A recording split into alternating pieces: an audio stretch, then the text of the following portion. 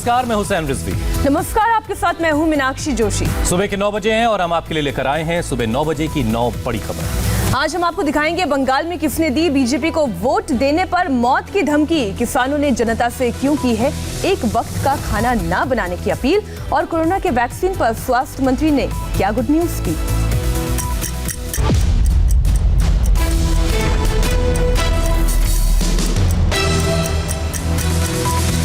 अमित शाह के बंगाल दौरे के दौरान दीवार पर धमकी वाले मैसेज से हड़कंप मच गया है। संदेश में चेतावनी दी गई है कि टीएमसी को छोड़कर बीजेपी को वोट दिया तो जान गंवानी पड़ेगी। रक्त रंजित राजनीति के लिए बदनाम बंगाल में एक हैरान करने वाली तस्वीर सामने आई। नदिया जिले की दीवारों पर बीजेपी को वोट देने वालों को जान से मारने की धमकी वाले स्लोगन लिखे हैं। ये सब कुछ उस दिन हुआ जिस दिन बीरभूम के बोलपुर में अमित शाह बीजेपी का शक्ति प्रदर्शन कर रहे थे। धमकी वाला संदेश आते ही बीजेपी धरने पर बैठ गई और आरोप टीएमसी पर लगा डाला। ये तस्वीर नदिया के शांतिपुर इलाके के एक घर की है। दीवार पर लिखा है, अगर टीएमसी के खिलाफ एक भी वोट पड़ा तो खून की नदियां बहा देंगे। अगर बीजेपी को एक भी वोट देने की बात सोची भी तो अपने प्रियजनों के श्राद्ध का इंतजाम कर लेना होगा। धमकी वाले इस मैसेज के नीचे मनोज सरकार का नाम लिखा है। ऐसी धमकी शांतिपुर के कई घरों और दुकानों की दीवारों पर लिखी गई है। विरोध में बीजेपी धरना प्रदर्शन कर रही है। রাতের অন্ধকারে প্রকাশ্যে যখন এই ওয়ার্ড থেকে শয়ে শয়ে সাধারণ মানুষ ভারতীয় জনতা পার্টিতে যোগ দিচ্ছে তখন তৃণমূল কংগ্রেস ভয় পেয়ে গিয়েছে আর দিয়ালে রাতের অন্ধকারে লিখছে যে ভারতীয় জনতা পার্টির কার্যকর্তা কর্মীবৃন্দদেরকে তারা যদি রাস্তায় নামে বিজেপিকে যদি ভোট দেওয়া হয় তাদেরকে খুন করে দেওয়া হবে, তাদের বাড়ির মা বোনকে বিধবা করে দেওয়া হবে। এই ধরনের নোংরা নক্কারজনক ঘটনা ঘটাচ্ছে তৃণমূল কংগ্রেস। কিছু লোক তৃণমূলের সম্মান দলনেত্রীর সম্মান ক্ষুণ্ণ করার জন্য এই ধরনের কাজ করে মানে তৃণমূলকে ক্ষতি করার চেষ্টা করছে। এই দল কখনো এই কাজে বরদাস্ত করবে না। যথাযথ ব্যবস্থা নেওয়ার জন্যে আমরা জেলা তৃণমূল কংগ্রেস সভানেত্রীর কাছে জানাবো। धमकी वाले स्लोगन का वीडियो बीजेपी के पश्चिम बंगाल प्रभारी महासचिव कैलाश विजयवर्गीय ने भी शेयर किया है और इसके लिए टीएमसी को जिम्मेदार ठहराया है। पश्चिम बंगाल के नदिया जिले में मतदाताओं को धमकाने के लिए दीवारों पर बंगला में लिखा है कि तृणमूल कांग्रेस के खिलाफ एक भी वोट पड़ा तो हम खून की नदियां बहा देंगे। अगर बीजेपी को एक भी वोट दिया तो आपको उसके नतीजे भुगतने होंगे। क्या यही ममता राज का लोकतंत्र है? नदिया में सांसद बीजेपी के जगन्नाथ सरकार है, लेकिन जिस इलाके में धमकी वाला संदेश लिखा गया है वहां से विधायक हैं टीएमसी के अरिंदम भट्टाचार्य। यहाँ दोनों दलों के बीच टकराव आम बात है।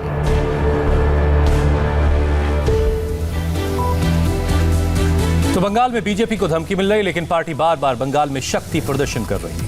रविवार को भी बीरभूम में बीजेपी की ऐतिहासिक रैली हुई जिसमें अमित शाह ने ममता बनर्जी की गद्दी जाने की भविष्यवाणी कर दी।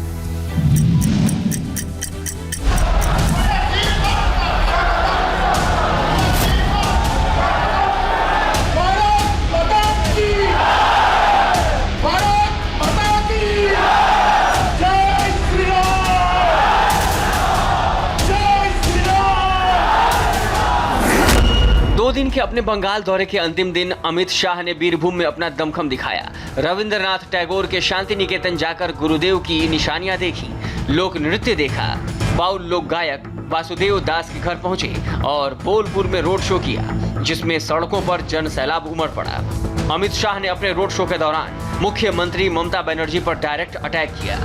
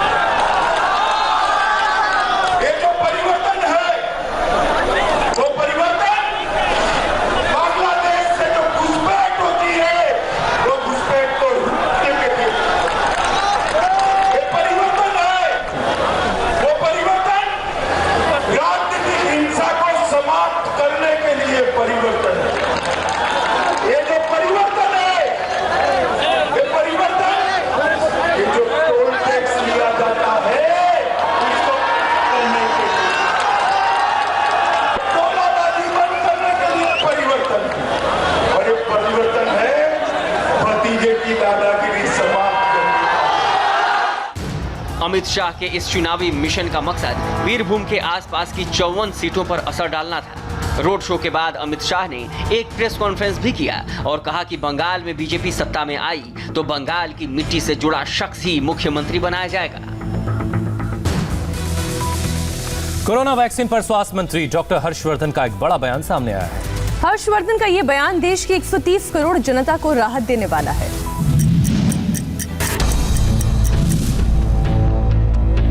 रविवार का दिन देश की 130 करोड़ की जनता के लिए राहत लेकर आया और वो खबर ये है कि देश की जनता को कोरोना वैक्सीन की खुराक जनवरी में मिलने की उम्मीद है। कोरोना पर ग्रुप ऑफ मिनिस्टर्स की 22वीं मीटिंग में इस बात पर मुहर लग गई। खुद स्वास्थ्य मंत्री ने इस बात का ऐलान किया।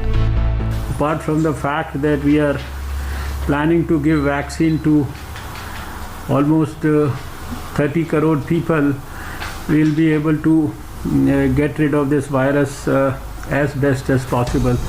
सब जानते हैं कि जब से कोरोना के संकट में देश घिरा तब से पीएम मोदी से लेकर स्वास्थ्य मंत्री हर्षवर्धन तक ने लगातार कोरोना की काट और वैक्सीन के लिए एड़ी चोटी का जोर लगा दिया। कुछ दिन पहले की तस्वीरें आपको याद ही होंगी जब देश के प्रधानमंत्री पुणे, हैदराबाद और अहमदाबाद पहुंचे थे और कोरोना की वैक्सीन के स्टेज का जायजा लिया था।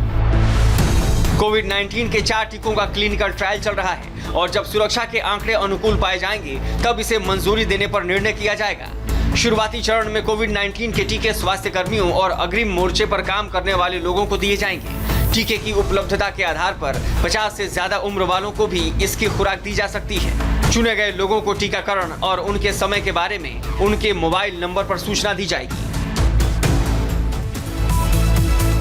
दिल्ली में किसान लगातार आंदोलन कर रहे हैं और वो लगातार सीमा पर डटे हुए हैं। किसान आंदोलन के 26वें दिन आज सरकार ने एक बार फिर किसान संगठनों को बातचीत का न्योता दिया है। किसान आंदोलन के 26वें दिन आज सरकार ने किसानों को एक बार फिर बातचीत का न्योता दिया है, लेकिन किसान आज एक दिन की भूख हड़ताल करेंगे। किसानों की नाराजगी दूर करने के लिए हरियाणा के सीएम ने यहां तक कह दिया है कि एमएसपी खत्म हुई तो वो राजनीति छोड़ देंगे। किसानों के आंदोलन के बीच पंजाब के सबसे बड़े किसान संगठन भारतीय किसान यूनियन को विदेशी फंडिंग को लेकर एक बैंक ने जवाब मांगा है। इस पर किसान संगठनों ने नाराजगी जताई है। जो आया है फंड, ये मैं बता दूं कि किसी के पिता, किसी के भाई ने, किसी के भतीजे ने, किसी के दोस्त ने, किसी के संगठनों के जो शुभचिंतक हैं उन्होंने इकट्ठा करके अगर पैसा भेजा है, सरकार उस पर भी कुछ करती है तो अति निंदनीय योग है ये बात। और सरकार अगर इन संगठनों को भी एफसीआर में फंसाना चाहती है तो बहुत ही शर्म की बात है सरकार के लिए। सरकार और किसानों के बीच गतिरोध दूर करने के लिए केंद्र सरकार ने आंदोलन कर रहे 40 किसान संगठनों को एक बार फिर बातचीत का न्योता भेजा है। चिट्ठी में लिखा है, देश के किसानों के सम्मान में सरकार खुले मन से पूरी संवेदना के साथ सभी मुद्दों के समाधान के लिए प्रयासरत है। इसीलिए भारत सरकार ने आंदोलनरत किसान संगठनों से कई दौर की बातचीत की। इन विषयों पर देश के अन्य किसान संगठनों के सुझावों के संबंध में भी वार्ता के द्वार खुले रखे गए हैं। सरकार की ओर से लगातार आंदोलनरत किसान संगठनों के प्रतिनिधियों से अलग अलग वार्ता का भी प्रयास किया जा रहा है।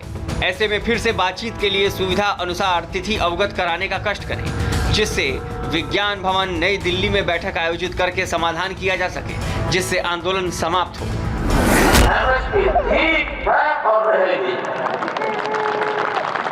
खत्म करने की कोशिश करेगी तो मनोहर लाल राजनीति छोड़ देगा, मैं तो छोड़ देगा। सरकार बातचीत करना चाहती है, लेकिन किसान संगठन वार्ता के लिए जाएंगे या नहीं, इस पर अंतिम फैसला अभी नहीं हुआ है। किसानों का आंदोलन खत्म होने के बजाय रोजाना गुजरते दिन के साथ और बढ़ रहा है और तेज हो रहा है। आंदोलन के 25वें दिन किसान संगठनों ने आम जनता से एक भावुक अपील की है। सरकार बातचीत के जरिए समाधान चाहती है, लेकिन किसान संगठन अपनी लड़ाई तेज करने के मूड में है। किसान संगठनों ने एक वक्त का खाना छोड़ने की अपील की है। आंदोलन पर अड़े किसानों ने रविवार को आंदोलनकारियों को श्रद्धांजलि दी और रात में कैंडल मार्च भी निकाला। किसानों ने आम जनता से अपील की कि 23 दिसंबर के दिन वो किसानों के सम्मान में घर पर एक वक्त का खाना न बनाएं।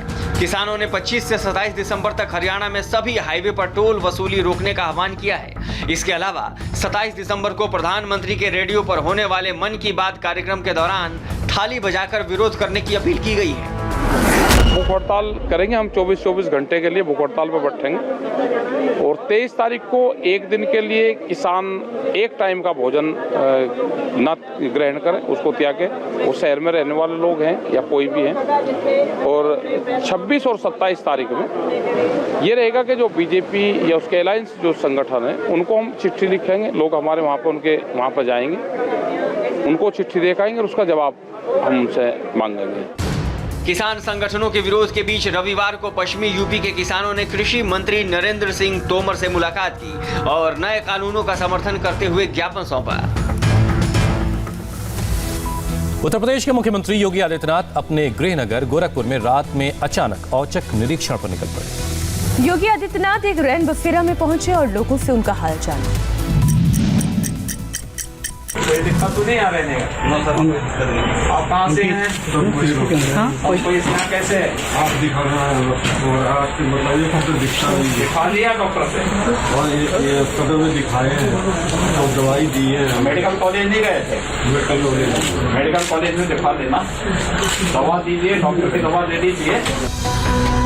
यूपी के मुख्यमंत्री गोरखपुर गए थे खिचड़ी मेले और गोरखपुर महोत्सव की तैयारियों का जायजा लेने, लेकिन अचानक रविवार की रात शहर के एक रैन बसेरा में पहुंच गए। वहां रात बिताने आए लोगों का हाल जाना, गरीबों में कंबल भी बांटे और अधिकारियों को शीतलहर के दौरान रैन बसेरों में अच्छे इंतजाम करने का निर्देश दिया। तबीयत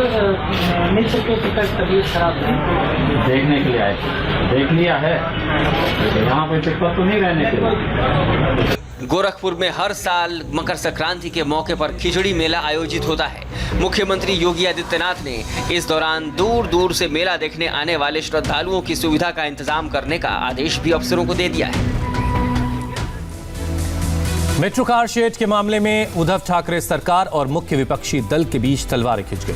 पूर्व मुख्यमंत्री देवेंद्र फडणवीस ने ठाकरे को अहंकारी कह दिया है, जिस पर अब उद्धव ने पलटवार किया है।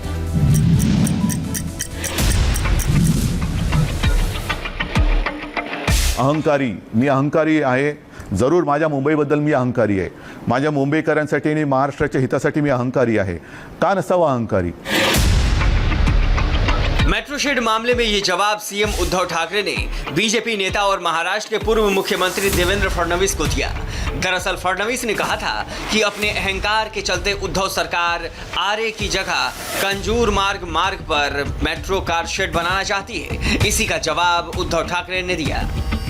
या 30 सेक्टरमध्ये 5 सेक्टरमध्ये ही झाडं लावणं किंवा तिथे घनदाट झाडं आहेत म्हणून आपण आज लेखी दिलेले आहे की ती जागा वापरणार नाही।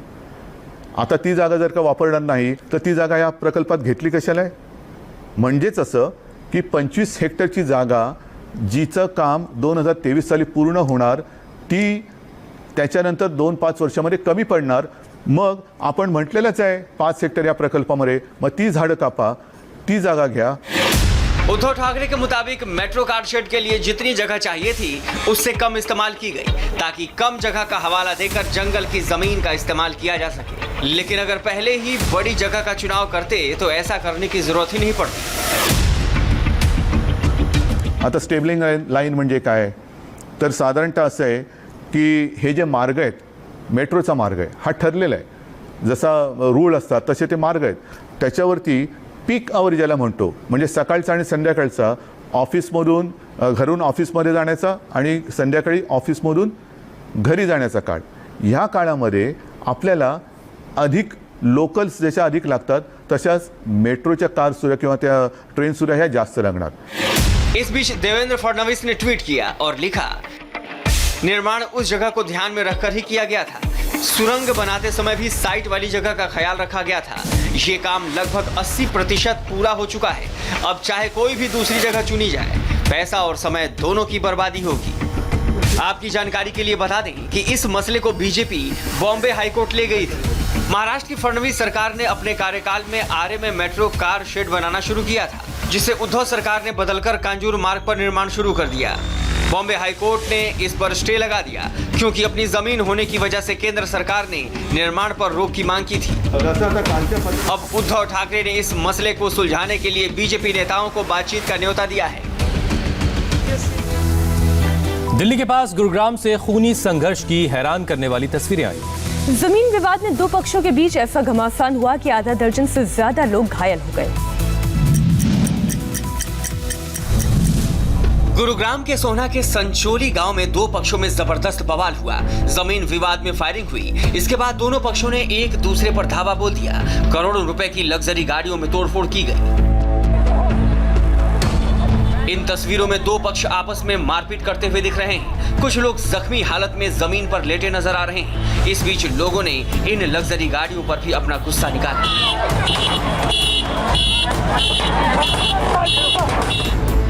घटना रविवार की है, जब दिल्ली की रहने वाली साक्षी अपने जमीन पर कब्जा करने के लिए गुरुवार के संचोली गांव पहुंची। दरअसल साक्षी नाम की महिला ने अपनी जमीन नुरेरा गांव के पूर्व सरपंच को पट्टे पर दे रखी थी, जो अब जमीन खाली करने से इनकार कर रहा था। जमीन विवाद सुलझाने में कहासुनी इतनी बढ़ी कि दोनों पक्षों में मारपीट होने लगी। पूर्व सरपंच के लोग भारी पड़ने लगे तो जमीन मालिक ने बचाव में हवाई फायरिंग कर दी। पूरे गांव में अफवाह फैल गई कि पूर्व सरपंच को गोली लग गई। बस फिर क्या था, पूर्व सरपंच के लोगों ने जमीन मालिक के लोगों को दौड़ा दौड़ा कर पीटा। इस घटना में आधा दर्जन से ज्यादा लोग जख्मी हुए। ये झगड़ा हुआ है सांचौली के आसपास। वहाँ से 7 से 8 मरीज हमारे पास आए हैं, जिसमें से 3 से 4 गंभीर अवस्था में थे, गंभीर चोटें थी। बाकी 2-3 मरीज को थोड़ी बहुत चोटें थी। तो सभी पेशेंट को प्राथमिक उपचार देकर यहाँ से सिविल हॉस्पिटल गुड़गांव के लिए रेफर कर दिया गया। पुलिस ने इस मामले में दोनों पक्षों की ओर से केस दर्ज कर लिया है और जांच के बाद कार्रवाई की बात कही है। उत्तर प्रदेश के लखनऊ में दिन दहाड़े एक कारोबारी की गोली मारकर हत्या कर दी। हत्या से नाराज लोगों ने जमकर हंगामा किया है।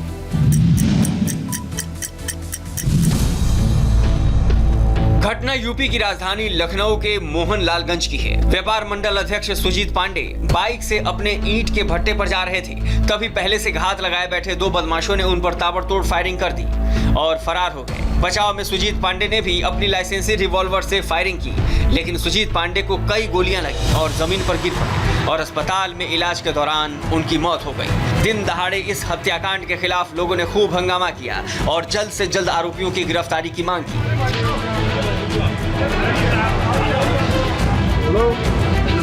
इसके बाद पुलिस घटनास्थल पर पहुंची और वहां से 9mm और 0.32mm पिस्टल के 4 खोखे बरामद किए। सुजीत पांडे की पत्नी संध्या इंद्रजीत खेड़ा गांव की प्रधान है, इसलिए शुरुआती जांच में पुलिस ने हत्या के पीछे आपसी रंजिश का शक जताया है। वहीं पुलिस ने अज्ञात लोगों के खिलाफ हत्या का केस दर्ज करके उनकी तलाश शुरू कर दी है।